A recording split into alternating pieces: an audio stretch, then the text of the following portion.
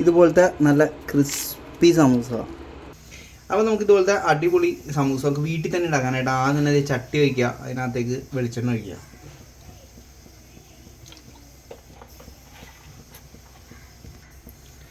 വെളിച്ചെണ്ണ ഒന്ന് ചൂടായിട്ട് വരുമ്പോൾ അതിനകത്തേക്ക് സവാള, ഇഞ്ചി, വെളുത്തുള്ളി ഇത് മൂന്നും നല്ല ചെറുതായിട്ട് ചോപ്പ് ചെയ്ത് ആഡ് ചെയ്യുക.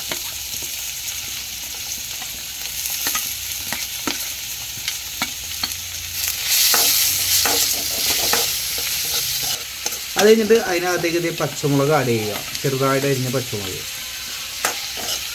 അതൊന്ന് വാടി വരുമ്പോഴത്തേക്കും അതിലേക്ക് ചെറുതായിട്ട് അരിഞ്ഞ ഉരുളൻകിഴങ്ങ് ആഡ് ചെയ്യുക.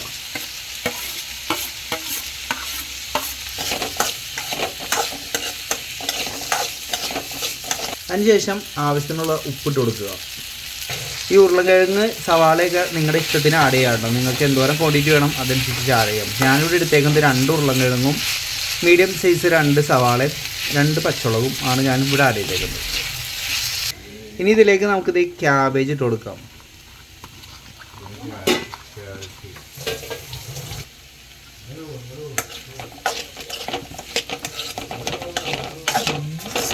ഇനി ഒരു കളർ കിട്ടാനായിട്ട് നിങ്ങൾക്ക് ഇതുപോലെ ക്യാരറ്റ് ചെറുതായിട്ട് ചോപ്പ് ചെയ്തത് ആഡ് ചെയ്യാം.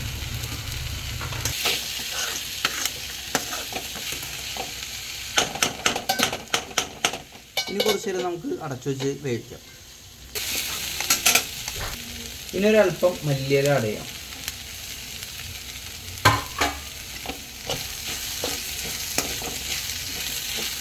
ഇനി ഒരു ചെറിയ സ്പൂൺ മഞ്ഞൾ ആഡ് ചെയ്യാം.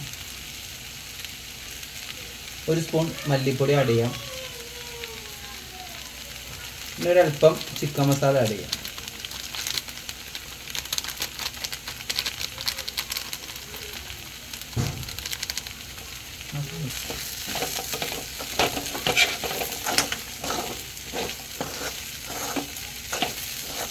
പച്ചമുളക് ഇടുന്നതുകൊണ്ട് നമ്മൾ എക്സ്ട്രാ ചില്ലി പൗഡർ ആഡ് ചെയ്യുന്നില്ല. നിങ്ങൾക്ക് കളർ വേണമെന്നുണ്ടെങ്കിൽ കാശ്മീരി ചില്ലി പൗഡർ ആഡ് ചെയ്യാം. അപ്പോൾ നമുക്ക് സമൂസയിൽ ആഡ് ചെയ്യാനുള്ള ഫില്ലിങ് റെഡി ആയിട്ടുണ്ട്. ഇനി സമൂസ ഷീറ്റിലേക്ക് ഫില്ലിങ് ആഡ് ചെയ്യാം. അപ്പോൾ ജസ്റ്റ് ചൂടാറാണെന്ന് വയ്ക്കുക. ചൂടൊന്ന് കുറച്ച് ആറി കഴിഞ്ഞിട്ട് ഷീറ്റിലേക്ക് നമുക്ക് സമൂസയുടെ ഫില്ലിങ് ആഡ് ചെയ്യാം.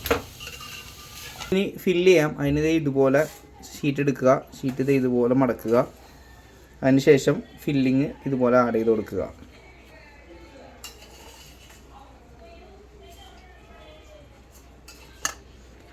നല്ലോണം ഫില്ല് ചെയ്തതിന് ശേഷം ഇതുപോലെ മടക്കി ഇങ്ങനെ എടുക്കുക.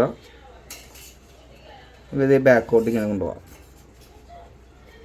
എന്നിട്ട് ജസ്റ്റ് ഒന്ന് വെള്ളത്തിൽ മുക്കിയിട്ട് അതിനെ ഒട്ടിച്ച് വയ്ക്കുക.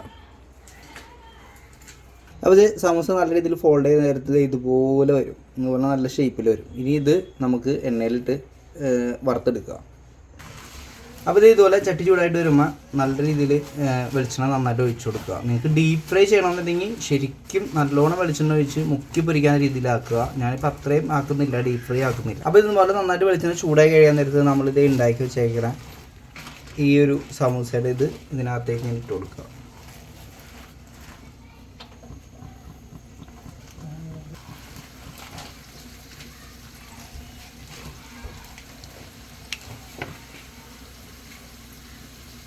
ഇനി നമുക്ക് ഒന്ന് മറിച്ചിടാം.